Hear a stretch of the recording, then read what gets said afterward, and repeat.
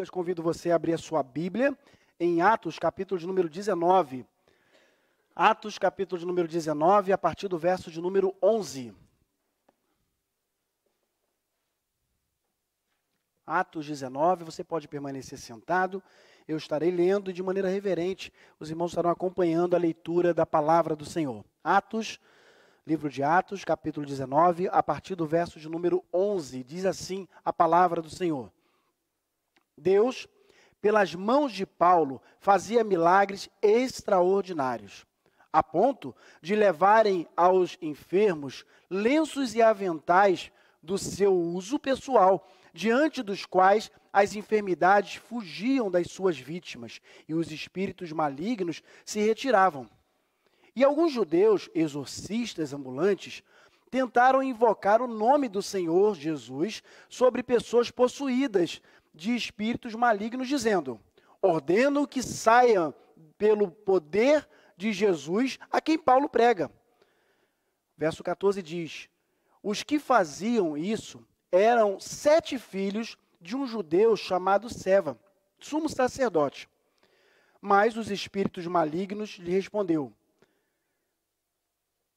Desculpa, é isso mesmo. Mas o espírito maligno lhes respondeu: conheço Jesus e sei quem é Paulo, mas vocês, quem são?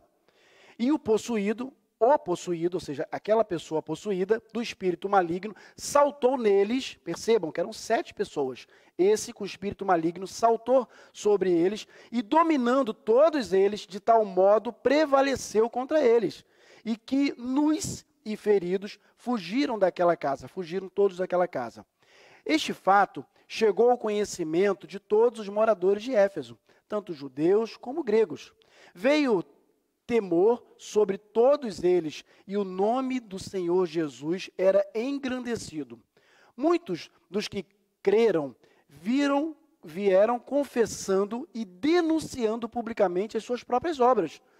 Também, muitos dos que haviam praticado magia, reunindo os seus livros, queimaram diante de todos.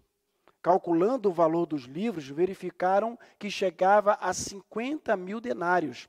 Assim, a palavra do Senhor crescia e prevalecia poderosamente. Senhor, nós acabamos de mais uma vez ler a Tua palavra. O Senhor sabe que eu não tenho a menor condição de convencer a ninguém, mas eu peço que o Teu Espírito Santo fale aos nossos corações nessa manhã. Mais uma vez, eu oro em nome de Jesus. Amém.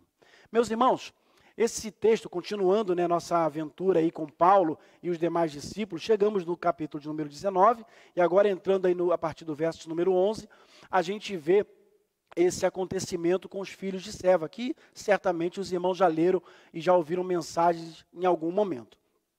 Mas, se nós fôssemos perguntar a vocês qual é o versículo-chave, quando a gente pensa em Atos, claro que talvez você tenha um versículo preferido. Eu, por exemplo, um versículo que chama muito a minha atenção e fala muito ao meu coração é Atos capítulo 4, verso 12, que diz que nenhum outro há salvação, porque também debaixo do céu, nenhum outro nome é dado entre os homens pelo qual sejamos salvos, ou o que importa que sejamos salvos, dependendo da sua versão. Mas não tem como negar que Atos capítulo de número 1, verso de número 8, é um versículo-chave para todo o contexto, tudo aquilo que acontece em Atos. Porque o texto diz, olha, mas recebereis poder quando vier sobre vocês o Espírito Santo, e vocês serão minha testemunha. Aí o texto continua. O poder que vem sobre aquelas pessoas é descrito ali em Atos, capítulo de número 1, verso de número 8. E esse versículo a gente sabe que é realmente um versículo central. Eles recebendo ali o poder, para ser testemunha do Senhor. Quando a gente olha o que aconteceu aqui nesse episódio, e a gente vê 7 pessoas, por se serem filhos de um sumo sacerdote, talvez achavam que podiam fazer alguma coisa em nome de Jesus. É interessante que a Bíblia chama eles de exorcistas ambulantes. Olha que interessante, eles eram filhos do sumo sacerdote. E a gente abre um parênteses para dizer o seguinte: filho de crente não é crente. Filho de cristão não significa que seja um cristão.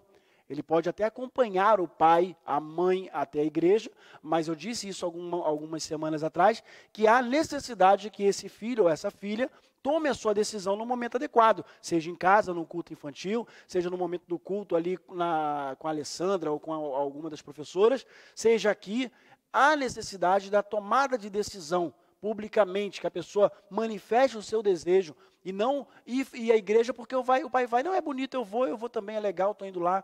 Eu vou porque eu gosto de tocar um instrumento, então estou lá, é legal a moda. Não, não é isso. Isso é uma prova clara quando a gente olha para esses homens aqui que fizeram o que nós acabamos de ler. Então eu afirmo para vocês, baseado nesse tema que eu quero pensar com vocês nessa manhã, quando conhecer não basta. Pode parecer estranho, né? Porque a palavra de Deus nos diz, no Evangelho de João, que conhecereis a verdade e a verdade vos libertará. É bem verdade que algumas pessoas, às vezes, colocam esse versículo fora de contexto, né? Mas a verdade que a gente encontra na palavra de Deus, descrita ali no Evangelho de João 8, Ele é a verdade. Ele é o caminho, a verdade e a vida. Quando nós conhecemos a verdade, que é Jesus, essa verdade que é Jesus, vai nos libertar. Mas eu quero afirmar para vocês, eu quero dizer isso, que quando conhecer, já não basta. Não é o conhecer. Talvez aqueles homens ali conheciam. Tinha o pai como sumo sacerdote, mas bastava. E aí eu quero afirmar uma frase para que você fique no teu coração nesse dia, que é o seguinte: a autoridade espiritual, guarde bem isso no seu coração, é fruto de um relacionamento diário, sincero e profundo com Cristo. Eu vou repetir. A autoridade espiritual, ela é fruto de um relacionamento diário, sincero, ou sério, e profundo com Cristo. Não é algo assim que eu faço quando me dá na telha. Não é uma frequência na igreja um dia, ou quando eu quero, ou quando eu lembro de ir. Não é o ler a Bíblia quando me dá vontade, mas é um relacionamento aprofundado com Deus. Ou seja, diário, sério e profundo. Senão, eu não tenho como ter autoridade espiritual. A Aline está aqui, ela lembra, e a Raquel talvez não lembre porque era muito pequena, mas conhecemos a Aline ali com 14 para 15 anos de idade, e nós enfrentamos ali na Bahia já contei para vocês, muitos atos de possessão demoníaca. E não era fácil, não era simples, mas como eu nunca tinha visto isso até chegar naquele determinado local, até viver aquilo ali, foram várias vezes de possessão demoníaca, e não é fácil realmente. Se você não está com a sua vida em Deus, não funciona, mas não funciona mesmo. Eu não estou dizendo isso para dizer que eu estou ou estava com a minha vida em Deus, não é isso. Mas eu estou dizendo que faz-se necessário estar com a vida em Deus para poder ter autoridade espiritual. Porque olha o que esses homens escutam aqui. Jesus eu conheço, Paulo eu sei quem é, mas vocês? Até o demônio sabe quem é Jesus. Mas muitas vezes tem cristãos que ainda não experimentaram de fato o amor de Jesus. Não que o demônio tenha experimentado, mas ele sabe quem é Jesus. Ele sabe. E o inferno não pode, em hipótese alguma, contra Jesus. Não tem poder nenhum contra Jesus. Todo o poder emana dele, tão somente dele. E diante dessa frase que eu afirmo para vocês, que a autoridade espiritual é fruto de um relacionamento diário, sério e profundo com Cristo, eu quero pensar com vocês rapidamente sobre o conhecer e andar com Cristo. Ou seja, se não é só eu conhecer, eu quero afirmar para vocês nesse dia que eu preciso conhecer, e além de conhecer, eu preciso andar com Cristo. Se eu não ando com Cristo, não adianta. E ao conhecer, preste atenção, e andar com Cristo, a primeira coisa que eu quero destacar para vocês é que você e eu somos confirmados por Ele. Quando nós andamos com Cristo, Ele mesmo nos confirma. Não é o que eu estou dizendo. Não é o porquê eu levo uma Bíblia debaixo do braço 1 ou 2 dias na semana para ir à igreja, que vai me confirmar. Não é isso. Não é usar uma camisa escrito Jesus transforma, ou Jesus Cristo é a única esperança, como está ali com a irmã Cláudia, ou com uma camisa que está ali com a Ana, a camisa da nossa igreja. Não é isso que vai fazer a diferença. Precisamos fazer porque a gente está anunciando.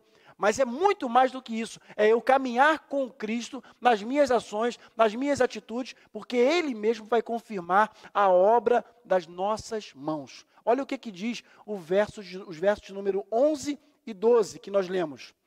Deus, não era outra pessoa, o próprio Deus, pelas mãos de Paulo, fazia milagres, o quê? Vou tentar de novo, hein? Vocês estão com a Bíblia aberta, né? Verso 11, vamos lá de novo. Deus, pelas mãos de Paulo, fazia milagres extraordinários. Não era qualquer milagre. Não era uma coisinha simples assim, não. Eram milagres extraordinários. O verso 12 diz que a ponto, o milagre era tão extraordinário, a ponto de levarem aos enfermos lenços e aventais de uso pessoal diante dessas pessoas, e as enfermidades fugiam das suas vítimas. Irmãos, preste atenção numa coisa. Quem confirmava isso era o próprio Deus. Não é como tem grupos de pessoas por aí que tem o espirro santo, o lenço ungido, não sei o quê. Não é isso não, tá? Porque tem pessoas que pegam um texto e querem fazer desse texto pretexto para um montão de coisa errada. Para poder atrair pessoas, as pessoas fazem, vão atrás, porque não conhecem a verdade. Porque quando você conhece a verdade, você vê que não é isso. A Bíblia mostra que quem fazia isso era o próprio Deus. E é interessante observar que Paulo, em momento nenhum, Marcos, se promoveu em cima disso. Ele, em momento nenhum, disse assim, olha, atenção, a partir de agora, eu nem vou mais, pega meu coisa aí, eu vou usar um montão de lenço aqui, vou me suar todo aqui, vou molhar ele, você vai levando por aí. Não. Leva minhas roupas, eu vou comprar roupa nova ali na Primark, e aí você pega as minhas roupas aí, pode levar por aí, porque isso aí vai poupar muito o meu tempo, e o povo vai ser curado. Momento nenhum Paulo dá ênfase a isso. Momento nenhum Paulo se promove em cima desse ato, para poder provar que foi um ato que aconteceu num determinado momento, para que culminasse no que a gente vê no final dos versos 20, que a igreja crescia. A igreja estava a crescer, justamente por conta da ação do Espírito Santo na vida daquelas pessoas. Então, quando eu ando com Cristo, quando eu conheço e ando com Cristo, Ele mesmo confirma, nós somos confirmados por Ele. O segundo ponto que eu quero destacar para vocês é que, ao andar com Cristo, eu não sou, em hipótese alguma, envergonhado. Quando nós andamos com Ele, nós não somos envergonhados. Olha na sua Bíblia os versos 13 e 14, do texto que nós lemos. E alguns judeus, exorcistas, ambulantes, tentaram invocar o nome do Senhor Jesus sobre pessoas possuídas e espíritos malignos, dizendo, ordeno, quem são eles para ordenar alguma coisa? Ordeno que saiam pelo poder de Jesus a quem Paulo prega. Você já viu aquelas pessoas que falam assim, ô fulano, ora por mim, né? Ora por mim, que eu estou precisando. Crente, às vezes cristãos, não tem nada de errado nisso. Né? Mas já viu falar do crente 6 horas, né? Crente 6 horas. Você ora por mim? Estou indo para o culto. Aproveita e ora por mim. 6 horas por mim lá, tá? 6 horas por mim, é o crente 6 horas. Né? Mas ele não busca Deus, ele não tem vida com Deus, ele não caminha com Deus. E aí o texto está nos mostrar aqui claramente que esse cidadão aqui, esses homens, eles ordenam algo em nome de Jesus, a quem eles não conheciam, não andava com ele, não tinha intimidade com ele, mas o que ele fazia? A quem Paulo prega. Olha, saia em nome desse que Paulo está pregando. Não sei nem quem é, mas sai em nome dele. É mais ou menos assim que eles estavam fazendo. Quando nós temos intimidade com o Senhor, meus irmãos, preste atenção, nós pedimos alguma coisa ao Senhor em nome de Jesus. Aliás, um parênteses aqui para falar para vocês. Toda vez que nós orarmos, irmãos, eu sei que vocês sabem, mas já falei até com alguns irmãos sobre isso. Toda vez que nós orarmos, preste atenção, a nossa oração ela tem que ser direcionada a Deus e em nome de Jesus. Toda a nossa oração, tudo que a gente pede ao Pai, em meu nome, crendo, acontecerá. Então eu preciso crer naquilo dali.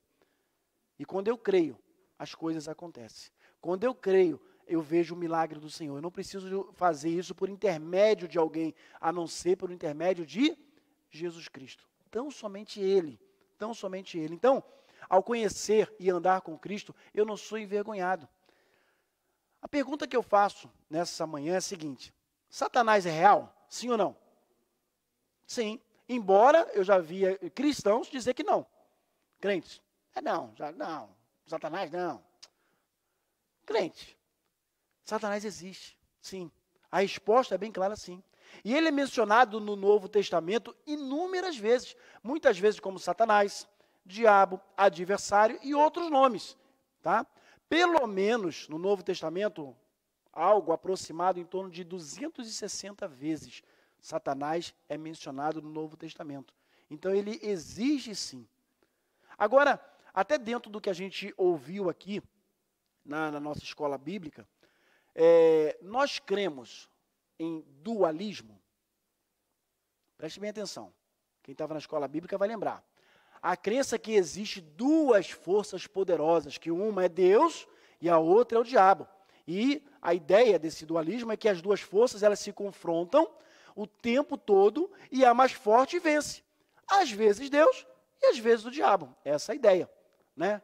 Irmãos, preste atenção. Todo o poder emana de Deus. Ponto final. Até para o diabo tocar na vida de Jó, ele teve que pedir, ter autorização de Deus. É assim que funciona. Então, toda autoridade emana de Deus, tão somente dele. Por mais que Satanás e os seus aliados, os seus demônios, estejam maquinando na mente de pessoas, por mais que isso aconteça, entenda uma coisa, como o Marcos falou aqui, muitas vezes é nós que damos brecha a Satanás. Quando nós entregamos a vida a Cristo, Satanás, o espírito maligno, ele não pode, em hipótese alguma, habitar naquele corpo. Porque a palavra de Deus nos garante que, uma vez entregando a vida a Cristo, quem passa a habitar ali é quem? O Espírito Santo. E onde habita o Espírito Santo, tem como habitar o mal, irmãos? Não tem como. Pastor, então por que muitas vezes eu sou cristã e acontece isso, eu não sei o quê? Eu sempre digo assim para algumas pessoas. A primeira coisa que a gente tem que sempre observar é como anda a nossa vida com Deus. Não é o ser cristão, não é o conhecer, não é pegar a Bíblia e trazer para a igreja um dia na semana. Não é isso. Mas como é que é a minha vida com Deus? Primeira coisa que eu tenho que observar. A segunda coisa, eu tenho andado realmente de facto com o Senhor ou eu conheço Deus? Eu conheço Deus, mas não abro mão daquilo que eu acho que é certo e ponto final. É o meu jeito. Eu vou ser assim, é aquela síndrome de Gabriela, né? Eu nasci assim, vou morrer assim e ponto final. Não vou mudar. Irmãos, a Bíblia fala e chama esse povo, pessoas assim, de povo de dura cerviz. Não se dobram. Não se dobram em hipótese alguma. Quando a pessoa não reconhece a autoridade de Deus, ela não consegue se curvar, ela não consegue se dobrar ao Senhor. Só que é tão interessante que muitas vezes essas pessoas não se curvam ao Senhor e talvez de uma maneira involuntária, ou de uma maneira que elas nem percebem, elas estão se curvando às coisas erradas. Elas estão se curvando a Satanás, porque entenda, ou você está servindo a Deus, ou você está servindo a Satanás. Não tem meio termo. Não tem meio termo. Mesmo conhecendo a Cristo, mesmo sendo filho do sacerdote, mas eram os exorcistas de plantão, os exorcistas ambulantes, que andavam por ali para poder expulsar demônio, mas não tinham nenhum compromisso com Deus. E quando nós não temos compromisso com o Senhor, o diabo nos envergonha. Deu para entender? O diabo envergonha. Ele coloca as suas mazelas para que todos possam ver. Ele envergonha as pessoas. Então nós precisamos andar na luz. Nós precisamos andar tão somente na luz. Tão somente na luz. Em terceiro lugar, eu quero destacar para vocês que ao conhecer e andar com Cristo, nós vivemos em temor e em tremor. Os versos 17 ao 19 diz o seguinte: este fato chegou ao conhecimento de todos os moradores de Éfeso, tanto judeus como gregos. Veio temor sobre todos eles. Irmãos, não foi sobre alguns. Não foi sobre meia dúzia, não foi sobre um bairro, não, sobre todos eles. Todos os moradores, tanto judeus quanto gregos, tiveram temor. E o nome do Senhor Jesus era engrandecido. Preste atenção. Quando Satanás tenta prevalecer, e quando há pessoas tementes a Deus, Satanás é envergonhado. Os seus seguidores são envergonhados, e o nome do Senhor é engrandecido. Deu para entender a diferença? Por isso, Gil, que nós precisamos viver e caminhar para com o Senhor para a glória dele. Tão somente isso, aquilo que eu faço, eu tenho que pensar, irmãos, o que eu estou fazendo? Será que o que eu faço lá no meu trabalho, as atitudes que eu tenho no meu trabalho, as atitudes que eu tenho na minha empresa, as atitudes que eu tenho no meu colégio, na faculdade, as atitudes que eu tenho com a minha vizinhança, as atitudes que eu tenho até dentro de casa? Porque às vezes a gente acha assim, né? Não, o pastor falou que eu tenho que dar bom testemunho, mas eu estou aqui dentro de casa, não tem ninguém vendo. Estou aqui dentro de casa, estou aqui no meu quarto sozinho, né? Vou acessar aqui pornografia. Não tem ninguém vendo. Interessante, né? A pessoa que pensa assim não conhece Salmos. Não sabe o que o salmista vai dizer, que Deus ele está em todos os lugares. Em todos os lugares. E ele está vendo sim as suas atitudes. Só que às vezes, irmãos, a gente quer ser aquela pessoa para os outros verem. A gente se arruma, a gente faz e acontece, só que na hora que a gente está sozinho, eu falo muito isso lá em casa, com os meus filhos. Obediência se dá no momento em que eu não estou presente.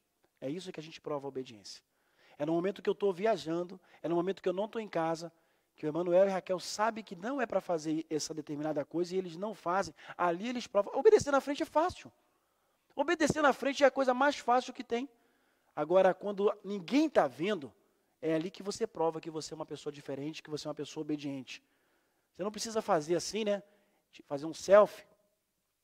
Lavei a louça. Ó, lavei a louça, papai. Estou dando só um exemplo, né? Não, não é isso. Não preciso fazer isso. Eu preciso fazer de uma maneira natural. Eu sei que é errado falar palavrão, então, estou sozinho aqui, eu vou fazer. Eu sei que é errado olhar pornografia, para que eu vou fazer isso? Irmãos, preste atenção. Tem muito, eu abri um parênteses para dizer uma coisa para vocês, tem muitos casamentos indo ladeira abaixo por causa da pornografia, dentro de casamentos. Não tem ninguém vendo. Aí vai naquela política assim, não, é só nós, é não sei o quê, só nós coisa nenhuma. Deus deu para você, mulher, um homem, e deu para você, um homem, uma mulher. Ponto final. Você vai encontrar prazer nela, e ela vai encontrar prazer em você. É assim que a palavra de Deus nos mostra.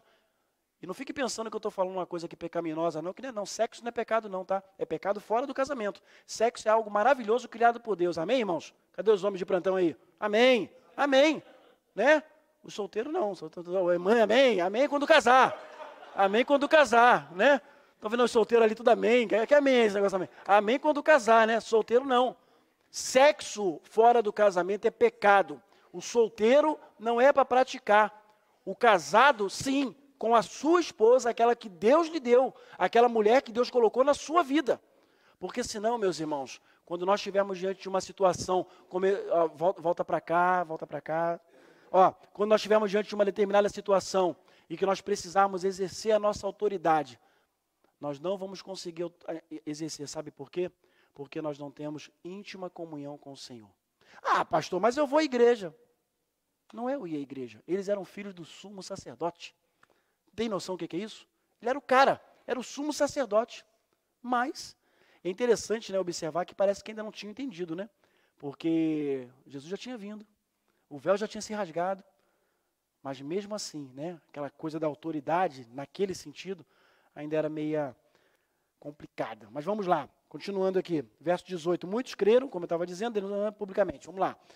Denunciando, verso 18. Denunciando dos que creram, olha, muitos dos que creram, vieram confessando e denunciando publicamente suas próprias obras. Preste atenção, o que Deus fez, o milagre que Deus fez, através daquela atitude isolada ali da vida de Paulo, com as coisas dele, foi tão grande, que as pessoas começaram a temer a Deus de tal maneira, a respeitar a Deus de tal maneira, que ninguém tinha perguntado nada.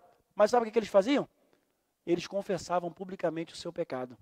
Ninguém tinha perguntado. Ele diz o verso 18, olha, denunciando publicamente suas próprias obras. Eles mesmos diziam assim, olha, eu preciso mudar. Sabe, irmãos, o que eu penso com isso?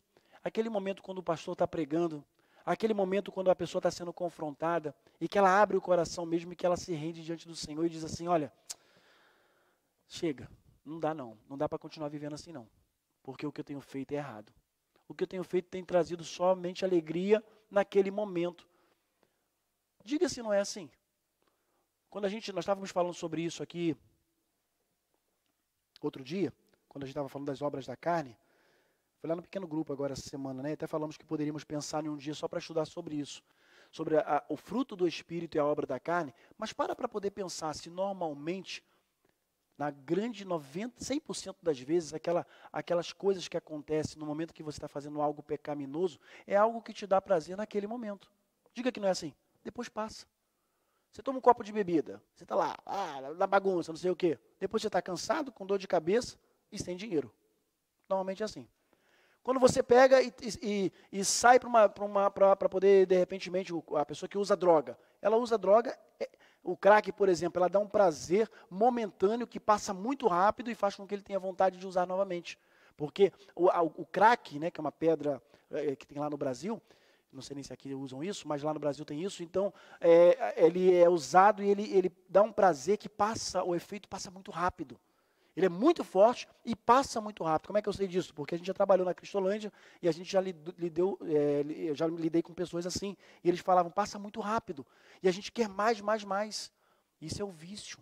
Então, quando a gente pega e faz coisas erradas, meus irmãos, nós precisamos confessar diante de Deus, abrir o coração diante do Senhor. E essas pessoas estavam fazendo isso. O verso 19 diz que também muitos dos que haviam praticado magia reuniram os seus livros e queimaram diante de todos. Olha que coisa, irmãos. É interessante que o texto, irmão Marcos, vai destacar o valor desses livros. Talvez você pense, mas por que destacar o valor? Para poder mostrar que aquelas pessoas se desprenderam muito mesmo disso. Se desprenderam mesmo, eram coisas caras, não, além de ser caras, mas assim, que às vezes a pessoa, tipo assim, eu já vi pessoas fazerem isso. Pessoas que de repente têm algo que não é para ter, fazem algo que não é para fazer, mas não querem desfazer. Por exemplo, tinha uma determinada pessoa que a gente acompanhou por um tempo, e ela tinha muitos discos naquela época, CDs, né? Discos e CDs naquela época, de músicas pesadas e que, sabe, não glorificavam a Deus em nada.